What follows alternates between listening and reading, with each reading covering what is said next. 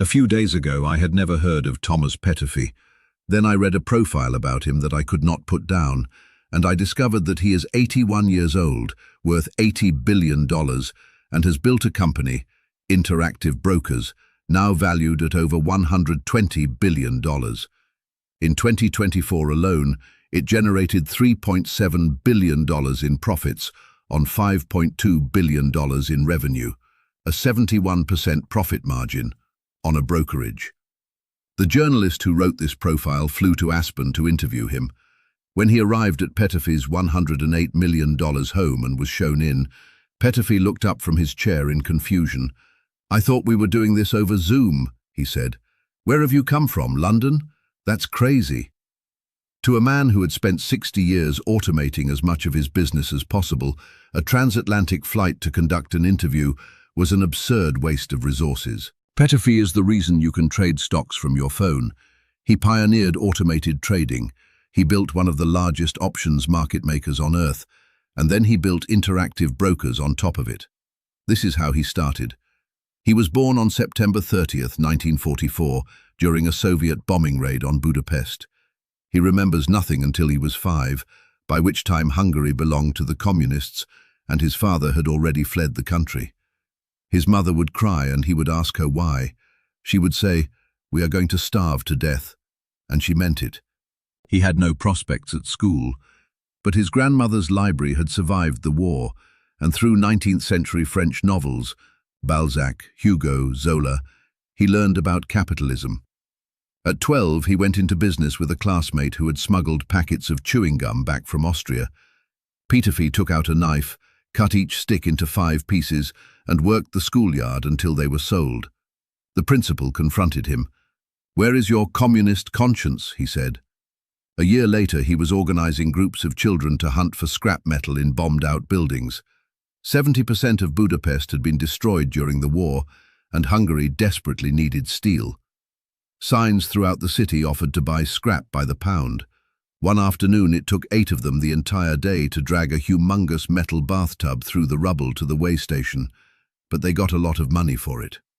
When Peterffy was 21, through what he later called a series of very, very lucky mistakes, he secured a short-term visa to West Germany on the premise of visiting distant relatives. From there, he walked into the American consulate and applied to immigrate. When the papers came through, he bought a one-way ticket to New York. Each month throughout his childhood, a letter had arrived from America, from his father, whom he barely knew. Peterffy paid little attention to the words. What interested him was the stamp on the envelope, a small green image of the Statue of Liberty. America had used that stamp for nearly 30 years. "That was extremely effective advertising," he said later. He landed in New York on December 12, 1965. The first thing that struck him was a building straddling the middle of an avenue with cars moving through arches beneath it. He learned that the New York Central Railroad had dug under the avenue to lay its tracks, then used the airspace above to build its headquarters. For a young man who had grown up in a world defined entirely by limits, this building was proof that in America, someone could take an established system and simply build over it. He found work at a highway engineering firm drawing roadmaps at $65 a week. His job was to convert surveyors' field notes into highway drawings, elevation changes, sight lines, banking angles for new roads. Routine calculations took up to 20 minutes each. In the corner of the office sat a machine that nobody wanted to touch, the Olivetti Programmer 101, one of the first desktop computers, weighing 20 pounds and looking like an oversized cash register. Peterffy volunteered to learn it. Nobody objected. "I figured it would be easier to learn than English," he said. He took the manual home the first night and was relieved to find it contained only 100 English words. The rest was equations and diagrams. The machine's logic immediately appealed to him. Break each calculation into steps, record those steps on a card, feed the card into the slot, enter the numbers, receive an answer. Within weeks, he had built a library of programs for the office's most common calculations. What had taken 20 minutes by hand now took 30 seconds. Each morning, a line of draftsmen formed at his desk as the machine chattered away beside him. He was not interested in drafting. He was interested in the machine, and through a fellow Hungarian named János Arany, who was making money helping Wall Street firms learn to use computers, Peterffy found his way into finance. The consulting work introduced him to securities analysis. Most clients wanted the same reports, comparisons of stocks across metrics like price to earnings, book value, and earnings growth. Peterffy wrote programs and waited as the machine worked through the calculations. Then he organized the results into folders and delivered them each week. Through Arany, he was introduced to a man named Dr. Henry Jarecki, a former Yale professor of psychiatry who had left medicine to run the American operation of Mercator and Goldsmith, one of the world's leading bullion trading firms. Jarecki had noticed that the price of silver was volatile, but tended to stay within defined boundaries. He wanted someone to write a program that could model what would happen if you bought every downtick and sold every uptick, profiting from silver's nervous energy. To answer the question, Peterffy went down to the commodities exchange to get price data. What he found was a prehistoric operation, reporters seated in a circular pit, dictating prices through radio headsets to clerks on scaffolding who scrolled numbers on the walls. At day's end, the prices were copied to paper by hand. He later said something that I think is the key to understanding his entire career. On Wall Street, I feel like Alice in Wonderland. Nothing makes sense. Everything is mixed up and different than the way I think it should be. He was not being cynical. He was genuinely confused that the world around him was so inefficient when it didn't have to be. And that confusion, repeated throughout decades, is what built Interactive Brokers. He designed Jarecki's trading system from scratch. His programs ran the data through proprietary equations and printed fresh bid-ask quotes on green bar paper. Runners grabbed the sheets and raced them to the trading pit, where clerks relayed live prices through hand signals. Other firms relied on their traders' intuition. Peterffy built a machine that ran on math. In 1971, he gave an interview to Barron's magazine. He was 27 years old. He said, "As soon as this electronic brain is hooked up to its voice box so it can answer the phone, staff will be able to go on a permanent vacation." It would take him 16 more years of trial and error to make it happen, but he saw it clearly in 1971. By 1976, he commanded a team of 80 programmers, one of the largest financial coding operations in the world. Jarecki never entered an important negotiation without him, but their partnership began to fracture when Peterffy visited the Chicago Board Options Exchange and saw something that stunned him. Traders were making prices out of thin air. Bid-ask spreads stretched $2 to $3 wide, inefficiencies that dwarfed anything he had seen in precious metals. He proposed expanding into stock options. Jarecki refused, preferring to remain a precious metals dealer. Peterffy had spent 7 years watching Jarecki become known as the dean of the American gold market. When asked what Jarecki had taught him, Peterffy didn't hesitate. He was a very well-educated man, but he was a psychiatrist. He didn't know anything about markets. I realized, if he can figure it out, so can I. He had also quietly developed something inside Jarecki's firm, a partial differential equation that priced options based on variables like the underlying asset's price, volatility, and the option's time to expiration. He had been testing the formula on silver options and making money on almost every trade. Jarecki's refusal to expand made that success more frustrating, not less. In 1977, Peterffy left with $200,000 in savings. He bought a seat on the American Stock Exchange for $36,000 and walked onto the trading floor. He was immediately doing things his own way. He had folded his computer-generated pricing sheets into precise squares and distributed them across his pockets. IBM in the breast pocket, DuPont in the left trouser pocket, another company in the back pocket. When prices moved, he would duck his head, fish into the appropriate pocket, consult his numbers, then surface to make his bid. The other traders watched with fascination and growing unease. He was treating the trading floor like a chemistry experiment. "People thought I was mad," he said, something he would hear repeatedly throughout his career. He was comfortable ignoring it. He lost half his capital in minutes on a single bad trade he was convinced involved insider information. So he became a lot more careful, hedging every trade, and slowly rebuilt over the next 5 years. Then he tore several ligaments in his knee. Unable to stand on the trading floor, he was confined to his office, watching a Quotron machine, a beige box that pulled up one stock price at a time over a dedicated phone line. He asked Quotron if he could buy their data feed directly. They refused, so he helped himself. He cut the wire and attached an oscilloscope, a device that displays electrical signals as visual patterns on a screen.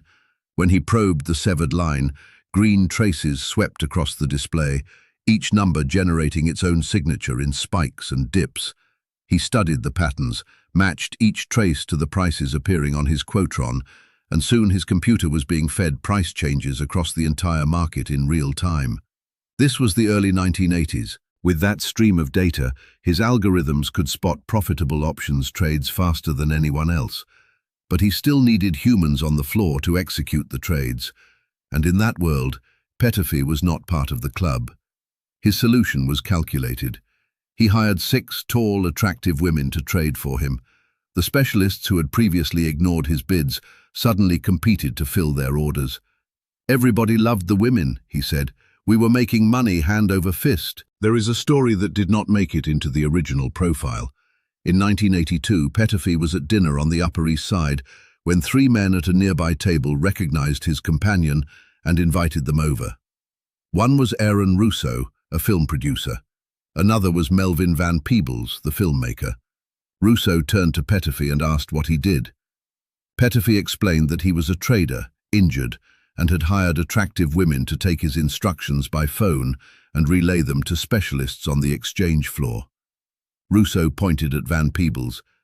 "You mean Melvin here could do it?" Peterffy shrugged. "Theoretically, yes." Russo put his hand on Van Peebles' shoulder. "I'll make you a $10,000 bet. You hire Melvin. If he lasts a year, I'll pay you." Peterffy agreed. Van Peebles went through training, learned to relay instructions, and spent a full year on the American Stock Exchange floor. He did a fantastic job. Peterffy collected the $10,000. A year later, Russo produced the film Trading Places, starring Eddie Murphy and Dan Aykroyd, about a wealthy broker and a street hustler whose lives are switched as part of a bet by 2 wealthy financiers. The film made $120 million in its first year. Back to the story. The specialists eventually understood what was happening. They issued an ultimatum. If Peterffy wanted to keep trading, he would have to become a market maker, maintaining constant bid and offer prices rather than cherry-picking the most profitable trades. Market making required split-second responses, but his traders were taking instructions by phone from algorithms running in another building. There was no way to respond fast enough. In 1983, 27 years before the iPad, Peterffy invented the first handheld trading computer. He built rectangular boxes, each roughly the size of a hardcover encyclopedia, filled with transistors and circuit boards powered by a crude touchscreen. Each morning, he lined them up on his desk, uploaded fresh market data, and handed them off to his traders on the floor. After 5 trades, the devices had to be updated. His clerks would sprint 2 blocks back to his office, carrying the computers in satchels. He would upload the trades, recalculate exposures, feed in new prices, and send them racing back. The American Stock Exchange reluctantly allowed the devices. The Chicago Board Options Exchange passed a rule banning analytical devices from their floor entirely. When he tried to bring them to the New York Stock Exchange's options division in 1985, the compromise was that screens could be installed, but mounted on the back wall, 30 feet from the action. 30 feet. He could not read the numbers from across the room. That weekend, he sat alone at his kitchen table, staring into a mug of colored pencils. He picked one up and set it back down. Red, green, blue. What if each digit flashed as a color? On Monday morning, he rewrote the code, turning his pricing data into a psychedelic light show that his traders could read from across the room. In 1987, 16 years after first describing the idea in Barron's, Peterffy achieved what he had dreamed of in 1971, the first fully automated trading system in Wall Street history. His machines could now place trades without any human intervention. The breakthrough came not through a traditional exchange, but through NASDAQ, a new electronic network that operated entirely on screens and a central matching engine. The way he built it is worth understanding. A NASDAQ employee making a routine visit to one of its fastest-growing clients arrived to find no humans in sight. Peterffy had hijacked the terminal's data line. For everyone else, the terminal was just a screen and a keyboard, a way to type orders in one at a time. He had wired it into his own computer, pulling live prices from the feed, running them through his algorithms, and sending trades back out through the same cable. The NASDAQ employee gave him 1 week to make it right. All trades, he was told, had to be entered by hand on a keyboard, one after another, just like everyone else. Peterffy and his team worked every night for a week. They mounted a camera above the terminal screen to read the prices, then built a frame of metal arms and tiny motors suspended above the keyboard. When the computer spotted a trade, signals fired through the invention and the metal fingers began to type, like a mechanical spider. When the NASDAQ employee returned, he found the suspicious silence replaced by the violent percussion of automated typing, burst after burst, each sequence spelling out buy and sell orders faster than any human could think, let alone type. The employee watched in silence and left without a word. Peterffy later offered to install a mannequin operator, complete with moving arms. The system survived. Timber Hill made $25 million that year and $50 million the year after. By the end of the decade, his market-making network stretched from New York to Chicago to San Francisco, then to Frankfurt, London, and Hong Kong. Goldman Sachs made repeated acquisition offers, eventually reaching $900 million. Peterffy turned them all down. When pressed for his price, he said $3 billion, a quiet way of ending the conversation. He was not selling, he was building something else entirely. In 1993, he launched Interactive Brokers. For most of the 1990s, it was, in the words of the journalist who profiled him, an elegant solution to a problem that didn't yet exist. The technology was ready, the infrastructure was sophisticated, but the market remained stubbornly analog. Then, around the turn of the millennium, American exchanges began to fully automate. NASDAQ had always been electronic. Now even the New York Stock Exchange was surrendering to computer servers.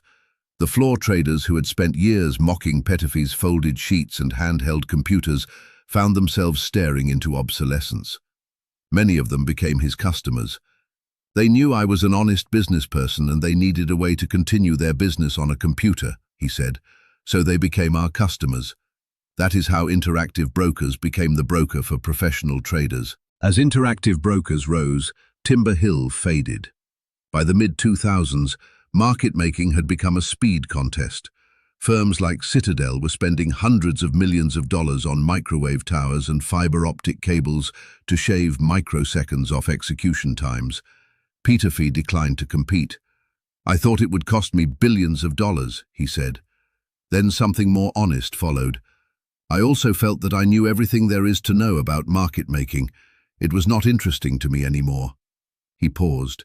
But how to build the best platform for people to trade, that was a challenge. In May 2007, he took Interactive Brokers public. He still owned close to 100% of the business, having built it entirely from Timber Hill's cash flows. He chose a Dutch auction rather than pay the fees demanded by investment banks, hired an obscure firm to manage the listing, and saved $80 million. There was no roadshow. By 2017, Interactive Brokers had so thoroughly eclipsed Timber Hill that he shut the market-making operation down entirely, ending a 40-year run that had once made it the largest options market maker in the world. What remains is one of the most efficiently run companies on earth. 4 million customers, over $700 billion in client assets, 3,000 employees, most of them engineers. In 2024, $3.7 billion in profit on $5.2 billion in revenue. The company he took public at a $12 billion valuation is now worth over $120 billion. The entire firm runs on Peterffy's original premise: automate everything. That obsession drives costs low enough that rivals no longer try to compete on price. When the journalist asked him what the secret was as their conversation wound down, Peterffy said, "It's all common sense. Hard work and common sense is my story."